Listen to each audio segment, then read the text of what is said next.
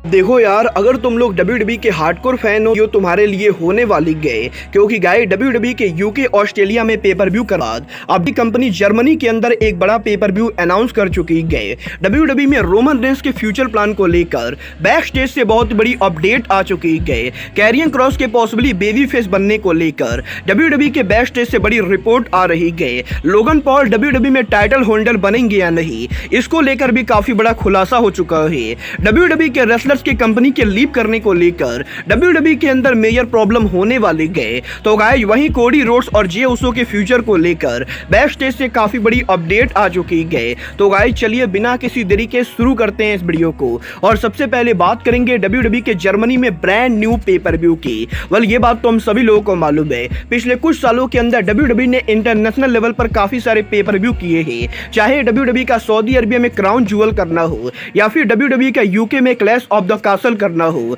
But guys अब यहां पर फाइनली WWE कंपनी जर्मनी के अंदर उनका डेब्यू करने जा रही है, जहां पर अगले साल WWE कंपनी 31 अगस्त को जर्मनी पर उनका डेब्यू करेगी। और गाइस 31 अगस्त को WWE कंपनी जर्मनी के अंदर उनका पेपर व्यू करने वाली है, जहां पर इस पेपर व्यू का नाम WWE ने बास इन बर्लिन रखा है। और गाइस यहां पर जर्मनी के अंदर WWE के व्यू के ऊपर WWE कंपनी डेफिनेटली काफी सारे बड़े मैचेस करने वाली है, क्योंकि गाइस जर्मनी के अंदर WWE के इस डेब्यू पेपर व्यू को WWE company Mercedes Benz arena में करने वाली है, जहां पर इस अरीना की कैपेसिटी कम ना होकर बल्कि काफी ज्यादा है। क्योंकि गाइस अगर आप लोग को नहीं मालूम है तो गाइस मैं आप लोग को बता दूं, WWE company Mercedes Benz arena में जो उनका शो करने वाली है, इस अरीना की कैपेसिटी करीबन 17,000 के बराबर है। और गाइस डेफिनेटली यहां पर WWE का ये शो भी सोल्ड आउट होने वाला है।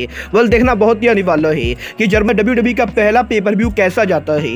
बट गाइस चलिए फिलहाल आगे बढ़ते हैं और बात करते हैं जे उसो के WWE फ्यूचर की। वेल ये बात तो हम सभी लोगों को मालूम है, जे उसो इस समय WWE के मंडे नाइट रॉ के ऊपर कोडी रोड्स के साथ काम कर रहे हैं। बट गाइस अब मैं आपको बता दूं, जे उसो लंबे टाइम तक रॉ के ऊपर नहीं रहने वाले गए, क्योंकि गाइस WWE के ओरिजिनल प्लान के हिसाब से WWE कंपनी जे उसो को जल्दी दोबारा स्मैकडाउन पर भेजेगी। क्योंकि गाइस यहां पर WWE के अंदर हमें यहां पर जिमी उसो और जे उसो की स्टोरी लाइन देखने को मिलने वाली है। और क्योंकि जिमी उसो स्मैकडाउन पर काम करते गए, तो गाइस इसलिए इन दोनों की स्टोरी लाइन को कंटिन्यू करने के लिए WWE कंपनी एक बार फिर से जे उसो को स्मैकडाउन पर ड्राफ्ट करने वाली है। और गाइस जे उसो के दोबारा स्मैकडाउन पर जाने के बाद हमें यहां पर जे उसो और जिमी उसो के बीच में लंबा फ्यूड देखने को मिलने वाला है। और गाइस पॉसिबली इसी रीजन की वजह से WWE ने कोडी और जे उसो को उनका टाइटल हरवाया है, ताकि जे उसो स्मैकडाउन के ऊपर वापस जा सके। वेल गाइस ये तो बात ही जे उसो के स्मैकडाउन पर वापस जाने की।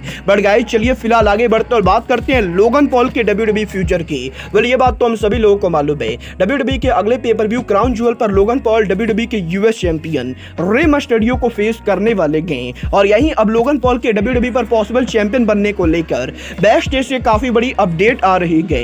गाइस इस हफ्ते WWE के बैक स्टेज से अपडेट आ रही है कि WWE के हायर ऑफिशियल लोगन पॉल को लेकर काफी इंप्रेस है। और गाइस डेफिनेटली यहां पर WWE के अंदर लोगन पॉल के टाइटल होल्डर बनने के काफी चांसेस है। और गाइस WWE के ऑफिशियल ये मानते गए कि लोगन पॉल जैसा पॉपुलर नेम अगर WWE के अंदर किसी टाइटल को हेल्ड करेगा तो इससे WWE कंपनी को काफी ज्यादा पॉपुलैरिटी मिलेगी। और गाइस इसीलिए इसके तगड़े चांसेस है कि WWE के क्राउन ज्वेल के ऊपर लोगन पॉल 100% रे मस्टर्डियो को बीट करेंगे और लोगन पॉल बनेंगे WWE के brand new US champion. Well अब ये तो क्राउन ज्वेल को देखकर ही पता चलेगा लोगन पॉल चैंपियन है या नहीं। बट गाइस चलिए फिलहाल आगे बढ़ते हैं और बात करते हैं कैरियन क्रॉस के WWE फ्यूचर की। वेल ये बात तो हम सभी लोगों को मालूम है, जब से कैरियन क्रॉस ने WWE पर रिटर्न किया है तब से वो स्मैकडाउन के ऊपर हील के तौर पर काम कर रहे हैं। और गाइस यहीं अभी हफ्ते WWE में कैरियन क्रॉस के फ्यूचर को लेकर रेसलिंग ऑब्जर्वर की तरफ से ये अपडेट आ रही है कि कैरियन क्रॉस आने वाले टाइम के अंदर भी स्मैकडाउन के ऊपर हील के तौर पर ही रहने वाले हैं। क्योंकि गाइस WWE के काफी सारे हायर ऑफिशियल का ये मानना है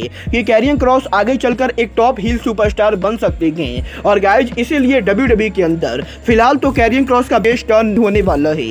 वेल गाइस लगता है WWE को कैरियन क्रॉस को बेबी फेस बनाना चाहिए या कैरियन क्रॉस को हील ही रहना चाहिए? आप लोग मुझे कमेंट करके बताइए। गाइस चलिए फिलहाल आगे बढ़ते हैं और बात करते हैं WWE के रेसलर्स के कंपनी को लीव करने की। ये बात तो मैं आप लोग को ऑलरेडी सुबह वाली वीडियो के अंदर बता चुका हूँ कि WWE सुपरस्टार ड्रू मैकइंटायर ने अभी तक WWE के अंदर उनका नया कॉन्ट्रैक्ट साइन नहीं किया है और गाइस इसीलिए Drew McIntyre possibly in future WWE को लीव भी कर सकते गए। बट गाइस ड्रू मैकइंटायर वो इकलौता रेसलर नहीं गए जो WWE कंपनी को आने वाले टाइम पर लीव कर सकता है, क्योंकि गाइस ड्रू मैकइंटायर के साथ साथ WWE के ऐसे मल्टीपल टॉप सुपरस्टार जिनका WWE कॉन्ट्रैक्ट 2024 के अंदर एक्सपायर होने वाला है और गाइस अभी तक WWE की तरफ से इनमें से किसी भी रेसलर को कॉन्ट्रैक्ट ऑफर नहीं दिया गया है और गाइस TKO के WWE कंपनी को बाय करने के बाद अब यहां पर पॉसिबिलिटी TKO WWE के मल्टीपल टॉप सुपरस्टार को कंपनी के अंदर नया कॉन्ट्रैक्ट ऑफर नहीं देने वाली गए और इसीलिए पॉसिबली आने वाले टाइम के अंदर WWE के मल्टीपल टॉप सुपरस्टार कंपनी से वॉकआउट करने वाले गए। देखना बहुत ही दिलचस्प होने वाला है कि WWE के वो कौन कौन से टॉप सुपरस्टार होते गए जो WWE कंपनी से बाहर जाते गए। बट गाइस चलिए फिलहाल आगे बढ़ते और बात करते हैं रोमन रेंस के फ्यूचर प्लान की। बात करें रोमन रेंस के फ्यूचर प्लान की तो गाइस ये बात तो हम सभी लोगों को मालूम है। फिलहाल रोमन रेंस के अगले चैलेंजर LA नाइट होने वाले गए जो कि 4 नवंबर को क्राउन ज्वेल पर ट्राइबल चीफ को फेस करेंगे।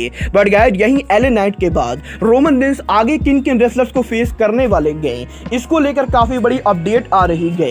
गाइस WWE के बैक स्टेज से अपडेट आ रही है कि यहां पर WWE के क्राउन ज्वेल पर LA नाइट और रोमन रेंस के मैच के बाद रोमन रेंस का अगला टारगेट यहां पर AJ स्टाइल होने वाले गए जो कि क्राउन ज्वेल के बाद स्मैकडाउन पर रिटर्न करेंगे और AJ style directly Roman Reigns को चैलेंज करेंगे, जिसके बाद कि इन दोनों के बीच में हमें यहां पर पॉसिबली दिसंबर में पेपर व्यू पर मैच देखने को मिलेगा।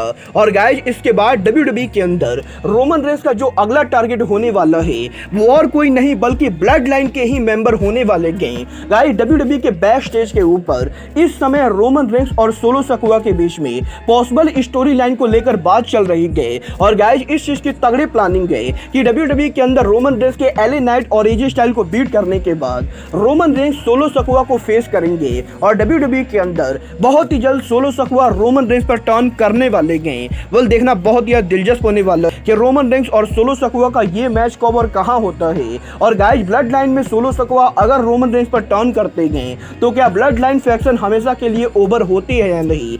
आपको क्या लगता है रोमन रेंस और सोलो सकुआ के बीच मैच कब और कहां होगा? आप लोग मुझे कमेंट करके बताएंगे। बट गाइस अब आज के इस वीडियो में बस इतना ही। मैं मिलता हूं आपसे अपने अगले वीडियो में। बट गाइस तब तक के लिए good bye, good night and bang.